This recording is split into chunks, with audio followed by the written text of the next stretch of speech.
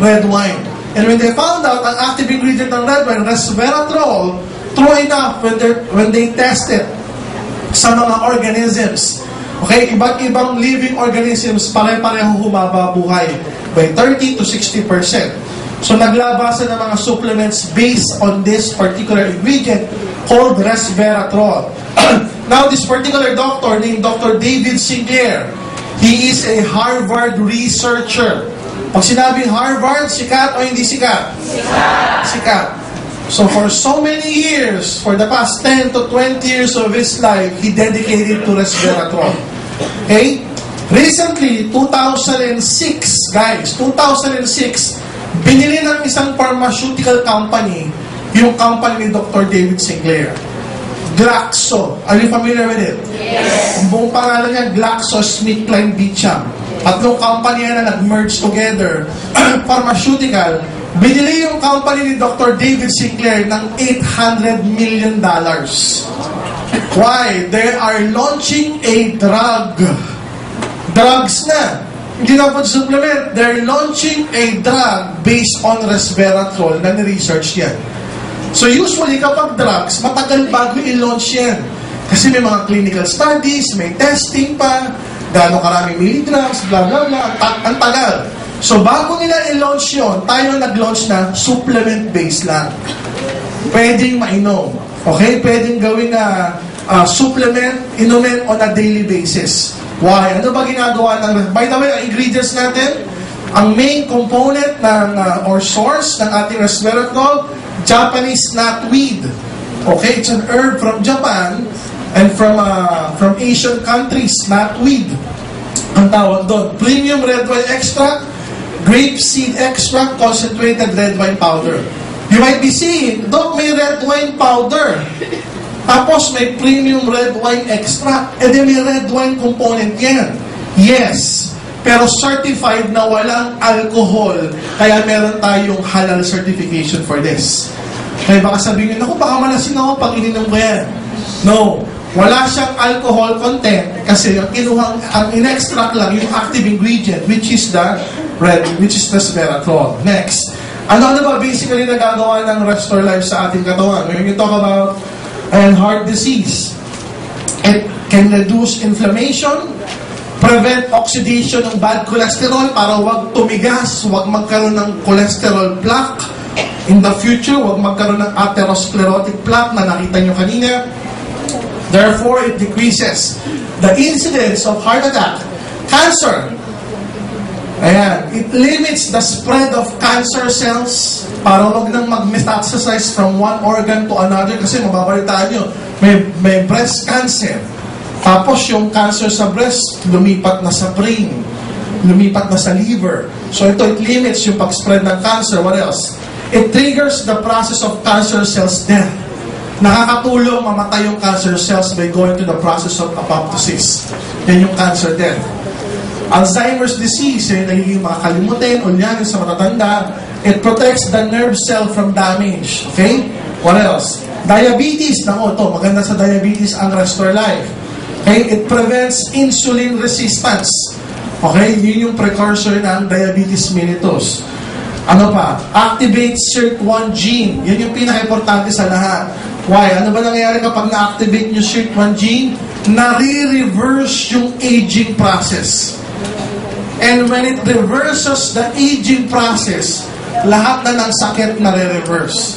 Kasi yun naman ang manifestation ng pagtanda. Nung bata ka naman, wala ka namang arthritis. Nung bata ka, wala kang diabetes. Nung bata ka, wala kang high blood. Nung bata ka, hindi mataas ang cholesterol mo. Nung bata ka, hindi ka ulyanin. Nung bata ka, wala kang cancer. Pero nung nagtandaan, doon nagkaroon ng manifestation ng kung ano-ano sakit. With the activation of SIRT1 gene, nare-reverse yung aging process, thereby reversing all of the diseases that you have. Okay? So it's also a good supplement. You can take it every day, once a day, 2 times a day, 3 times a day, depending kung ano yung kalagayan mo. Liven. Okay? The world's first coffee shooticals. Kaya tinawag na coffee shootical. Why? Ayan. By the way, sige, balik mo muna, bossing. Balik mo muna. By the way, ang coffee natin, Maraming species ng coffee, but we choose to use yung Arabica. Why? The Arabica species ng kape. Kasi yung Arabica, yan yung pinakamasarap, number 1. Number 2, yun din yung pinakamahal. Number 3, yan yung pinakamasarap yung amoy.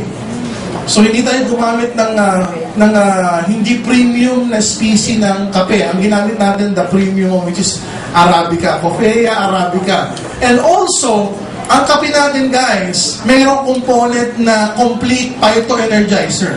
So hindi lang siya 3-in-1, hindi lang siya 5-in-1, hindi lang siya 20-in-1, hindi lang siya 50-in-1. Lahat na nandiyan na. Lahat ng ingredients ng complete phytoenergizer nasa ating kape. Maliwanag po ba? Yes! Next. Naturally, guys, ang coffee may antioxidant mismo. So, ang kape mismo, guys, before, nagkaroon ng study na ang kape masama raw sa katawan. Dati yun. Pero now, kinakain na nila yung salita nila doon. Now, according to Harvard, maraming good effects. Itong sasabihin ko from Harvard Research.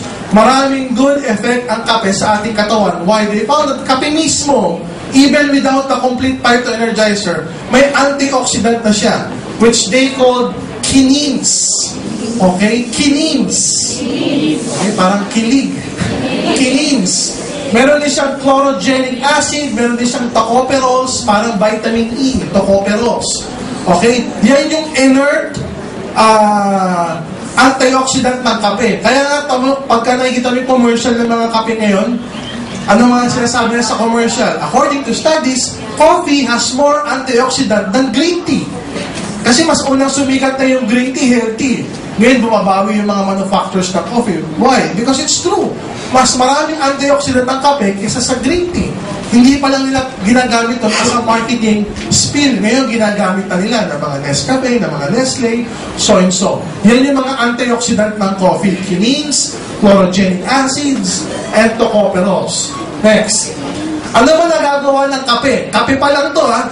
Kape pa lang. Ano nagagawa ng kape? It decreases. It decreases the risk of diabetes by 50%.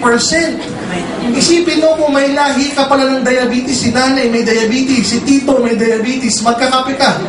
It can decrease the risk ng diabetes by 50%. What else? It can decrease the risk of colon cancer by 25%. So kung meron kang nanay, tatay, kamag-anak na may colon cancer, tapos ikaw, ang manifestation mo, minsan nagdududumi ka, minsan matigas, minsan malambot, yun yung mga manifestation ng colon cancer eh. Magkakape ka. It can decrease by 25% yung risk nun. Magkaroon ka ng colon cancer. What else? Risk of Parkinson's disease, it can decrease by 80%. It can decrease the risk of liver cirrhosis by 80% kung malakas ka mag-iinom ng alak na pag kinapa mo yung atay mo, ang tigas na. Di ba nakakita ka, ang payat ng dibdib, tapos ang laki ng tiyan. Hindi naman malakas kumain, pero malakas uminom ng alak, tapos ang tigas. Hindi yung malambot na taba, matigas. Pwedeng liver cirrhosis na yun. Kung dati nagkaroon ka ng ganung bisyo, para makaiwas by 80% ng liver cirrhosis, magkakape ka. Okay? What else? It can also decrease by 50% the risk of gallstones. Okay? Yung mga bato sa abdo. Okay? Next. Ayan. It can also help manage asthma, allergy and asthma, headache. It can boost our moods and prevent tooth cavities. So, pansinin mo, pag ikaw masakit ang ulo, magtimpla ka ng Liven. Magtimpla ka ng Liven, huwag ka uminom ng Biogesic. Magtimpla ka ng Liven, uminom ka, pansinin mo, mawawala yung headache mo. Pag masakit ang ipin mo, huwag ka uminom ng Planax. Huwag ka uminom ng Dolphinal. Huwag ka uminom ng mefenamic acid. Magtimpla ka ng Liven. Okay, magtimpla ka ng Liven, uminom ka. Hindi pa nauubos yung isang tasa mo, tanggal na yung toothache mo. Nakakaiwas sa cavities. Okay? Kape pa lang yan na mayroong complete. So yun yung nagagawa ng ating complete. Nakakatulong. For every 1 sachet ng Liven, meron yung 100 milligrams of complete phytoenergizer. Okay? It can offset the damage caused by smoking. Ayan, kung ang bisyo mo, alak, saka yosi, nakakatulong makaiwas doon sa complications ng paninigarilyo. Kaya pansinin niyo yung mga call center. Kapag naninigarilyo, pinatutulak, Starbucks. Mahal na bisyo. Pero at least na-offset yung negative effects of smoking. Are you learning? Yes! Next. Ayan o. It can decrease the risk of heart disease. So nakakaiwas sa sakit sa puso kumpara sa mga hindi umiinom ng kape. So ang daming benefits of taking coffee alone. Kape pa lang yan, alone. What more yung coffee pa na may complete phytoenergizer?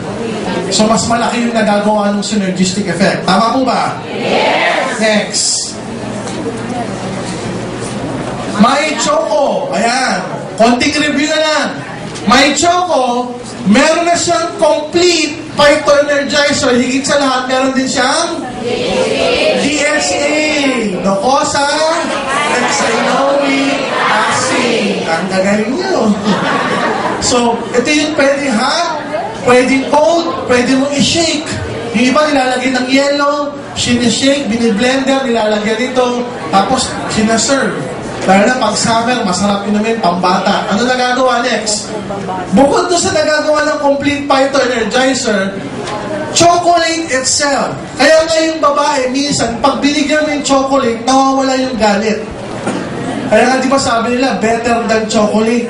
May mga ganong terminologies. Kasi may kakaibang feeling kapag kumakain ka ng chocolate. May kakaibang feeling, mamaya di-discuss ko.